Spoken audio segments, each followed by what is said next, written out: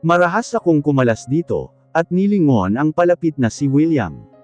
His eyes were almost black and merciless. Base sa itsura nito ay may hindi ito magandang gagawin.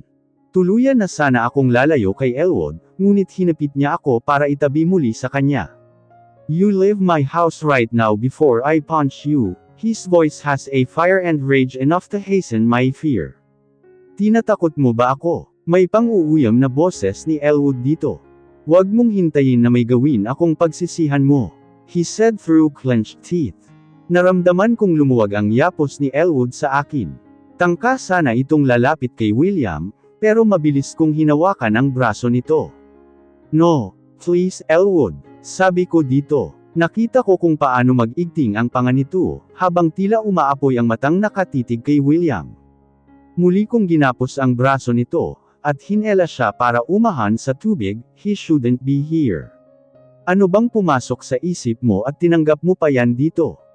Hindi pa rin nawawala ang galit sa tinig nito, nang dalhin ko siya sa isa sa mga silid para doon pakalmain.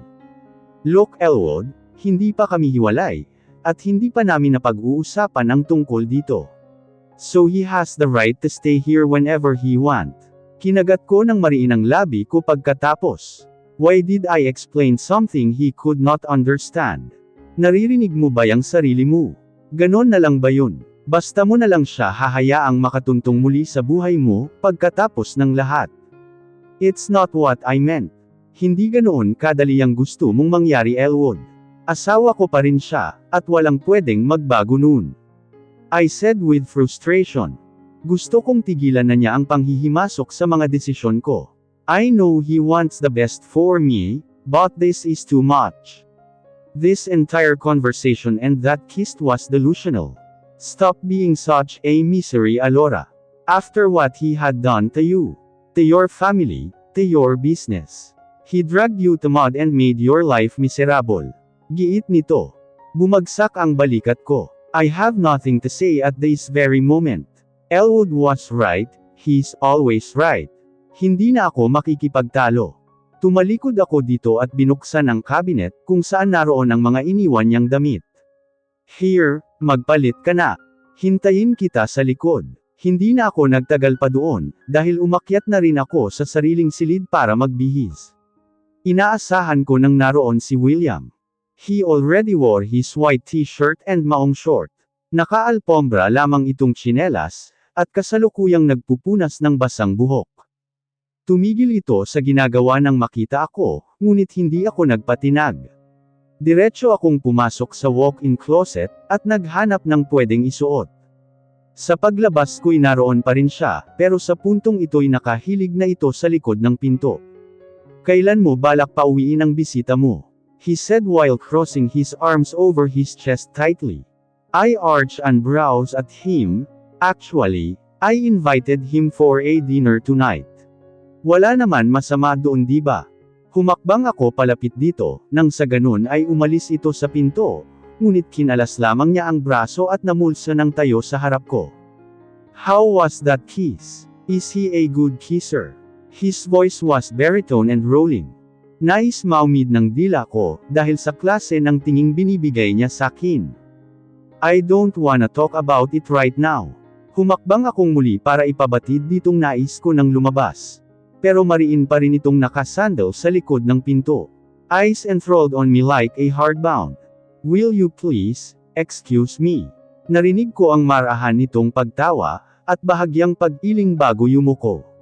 So, ganito pala ang ginagawa ninyo pag magkasama kayo. He lifted up and darted his gaze at me. You allowing him to kiss you. Saang parte ka pa niya hinihalikan?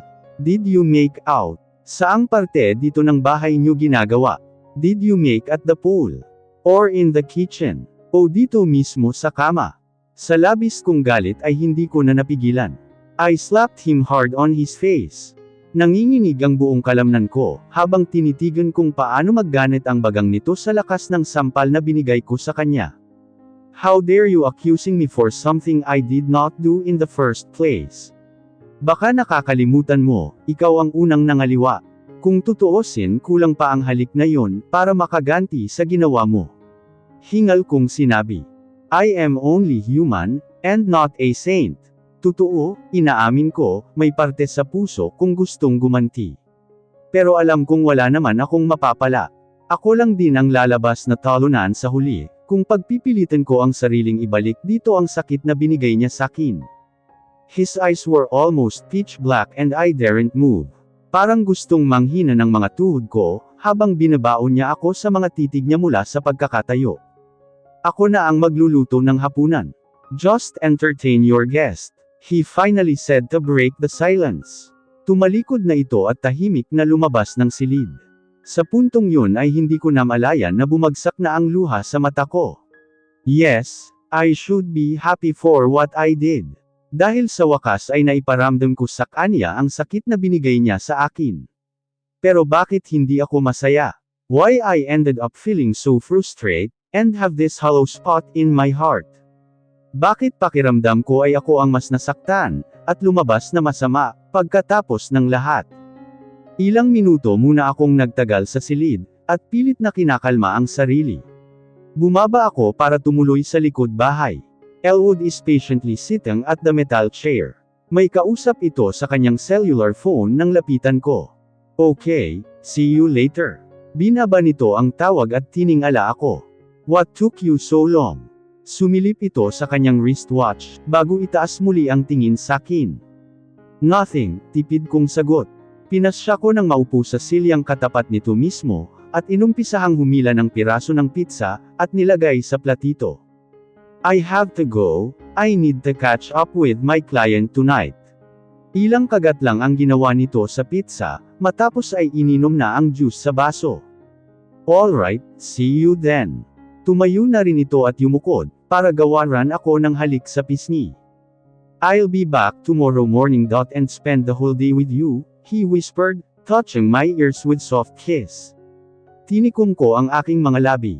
Gusto kong umiwas muna dito, kahit ilang araw, pero dahil alam kong lilipad na ito ng Australia sa susunod na linggo, ay sumang-ayon ako sa gusto niya. I'll wait for you, I murmured. Bahagya itong lumayo, pero hinuli ang mga titig ko. He furrowed his brows and strained his eyes on me. Tila may gustong basahin sa mukha ko, na pilit ko naman tinatago. Sa huli ay ako ang unang sumuko at tumayo na rin, para ihatid ito palabas. Ingat ka, Elwood, I mumbled bago ito gawaran ng tipid na halik sa pisngi. Babalik ako bukas, he said. Sumulyap pa ito sa loob ng bahay, bago tuluyan ng sumakay sa kanyang kotse. Bumalik ako sa loob at tumungo sa kusina. Naabutan kong nakaharap ito sa stove, habang hawak ang kanyang cellphone. I cleared my throat to catch his attention, lumingon ito sakin, at marahang sinilid sa bulsa ang hawak na cellphone. I breathed out. Alam ko namang si Alessandra ang ka-text nito, pero pilit kong isinantabi yun, at umakto ng normal sa harap niya.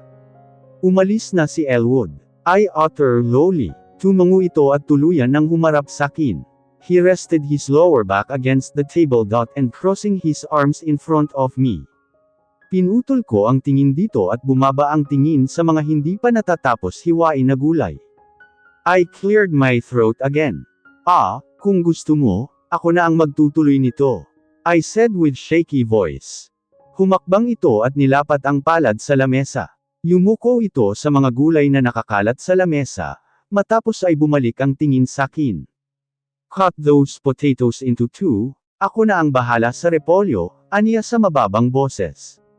Napalabi ako at atubiling naupo sa silya. Hinarap ko ang pagbabalat ng patatas, habang nanatili itong nakatayo sa tabi ko. I tried to avoid my heartbeat. But I was so nervous that I was shaking like a leaf. Bakit hindi ko mabalatan ng maayos ang patatas? Be careful, baka masugatan ka. His voice trailed slowly that sent shiver my back. Lumunok ako at pinagbuti ang pagbabalat. And like what he said, napasobra ang pagtalop ko sa patatas. Napatayo ako nang makita ang dugong umagos sa aking daliri. Agad naman itong lumapit sa akin, at hinuli ang kamay ko, he cursed sharply. Hindi ko alam kung saan ba ako dapat kabahan, sa sugat na natamo ko, o sa marahan nitong paghawak sa kamay ko. Giniya ako nito palapit sa lababo, at hinugasan ang dulo ng daliri kong nasaktan. Hindi ka kasi nag-iingat. He whispered softly at my ear. Lumunok ako para pawiin ang kaba sa puso. But I could not suppress the feeling inside me. He's too close and too hard to handle. I'm okay now. Hinela ko mula dito ang kamay ko, at humila ng tissue towel para panasan ang kamay. Mabuti ay hindi naman malalim ang sugat, kaya minabuti kong bumalik sa pag-upo. Pero mabilis nitong kinuha ang kutsilyo, para ituloy ang pagbabalat ng patatas. Dahil sa natamong sugat, ay hinayaan ko na lang dito ang pagbabalat ng mga gulay. Kahit gusto ko nang umalis, ay tila may pumipigil saking gawin iyon. Nanatili ako sa kinauupuan at mataman itong pinanood. I can't help but to observe, how sexy he are while chopping those potatoes. Wala itong suot ngayong apron, na talagang mas nakadagdag ng appeal nito sa akin. Pansin kong nagtaas ito ng tingin sakin. Kaya nagtanggal ako ng bikig sa lalamunan bago magsalita. Ah, ano niluluto mo? I asked smoothly. He arched an brows at me. And the corner of his lips hitched a little. Nilaga, he says in a soft tone, and I nodded.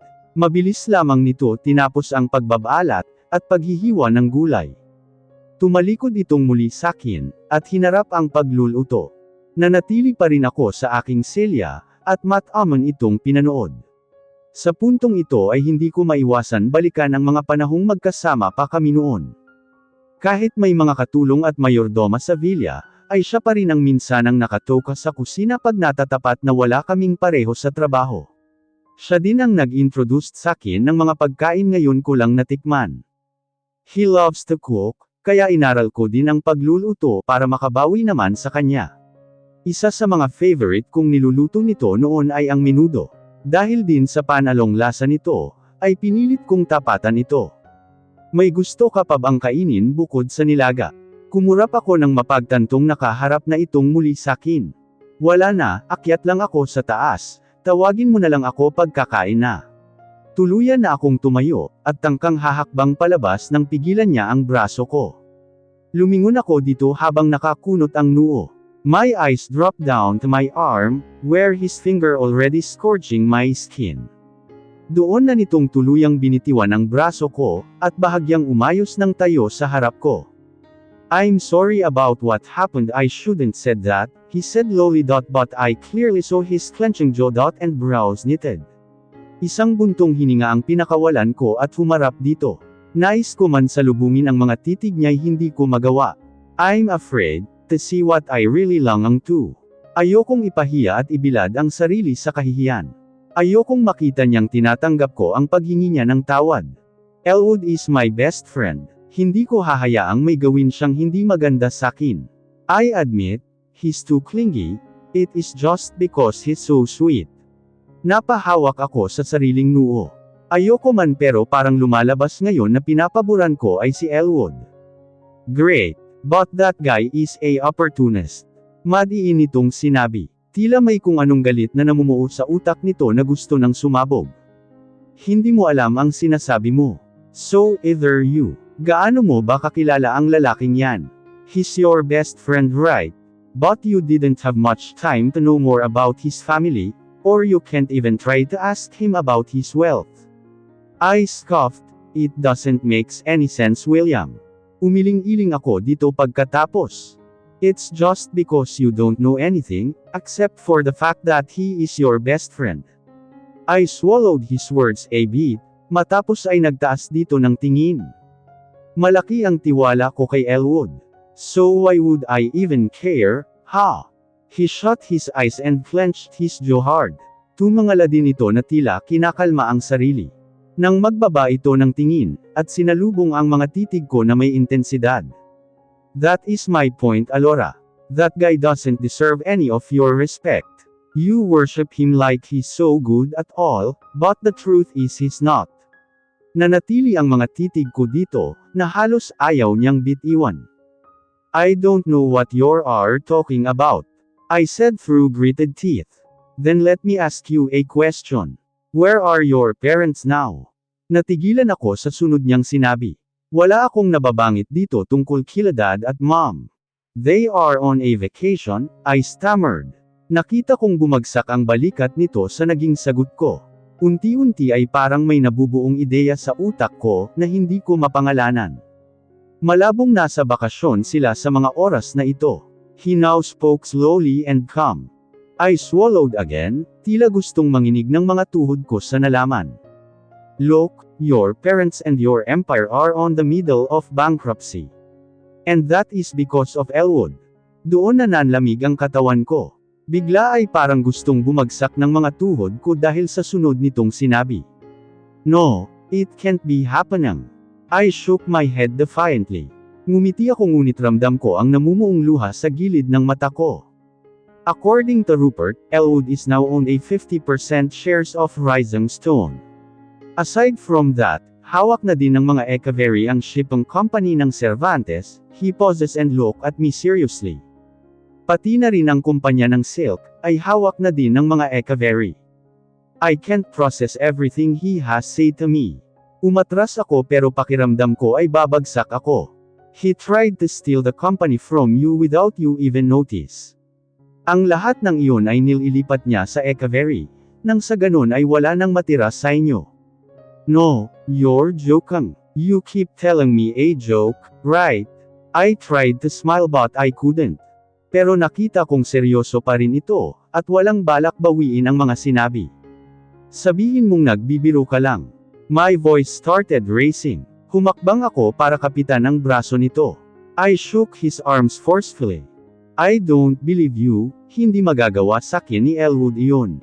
Tuluyan nang bumagsak ang mga luha ko. He rather took a knife on my skin, than hearing those words from him. Hindi na ito nagsalita pa, bagkus ay hinela niya ako para sana yakapin, ngunit umatras ako. Umatras ako at tuluyan na itong tinalikuran. Kahit hirap para sa akin na akyatan ang hagdan, ay pinilit ko dahil ayoko nang marinig pa ang mga kasinungalingang iyon. Pero hindi pa man ako nakakailang hakbang, ay nakaramdam ako ng pinong sakit mula sa aking puson. Oh God! I gasped. Kagat-labi kong tiniis ang sakit, pero pakiramdam ko ay may umagos na dugo sa pagitan ng aking mga hita. My lips were parted, when I saw the blood flowing down in between my legs, William. Sigaw ko. Nalinggunan ko pa itong palapit, pero mabilis nang nagdilim ang paningin ko.